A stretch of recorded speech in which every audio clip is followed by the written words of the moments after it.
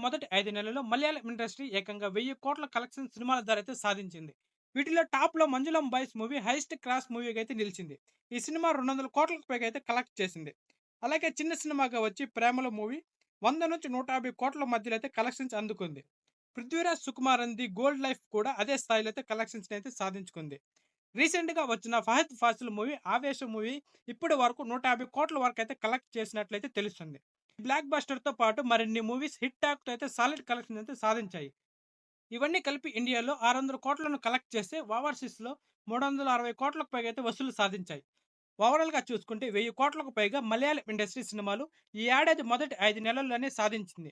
'Manjulam boys' movie తమిళం version అయితే దేశవ్యాప్తంగా 50 కోట్ల వరకు అయితే కలెక్ట్ చేసింది. 'ప్రేమలో' తెలుగు వర్షన్ 15 కోట్ల వసూళ్లతో మలయాళం చిత్రాల స్టామినానైతే పరిచయం చేసింది. మలయాళం మూవీస్‌కి ఓటీటీలో మంచి ఆదరణ అయితే లభిస్తుంది ఇప్పుడు. దీంతో డిజిటల్ రైట్స్ రూపంలో కూడా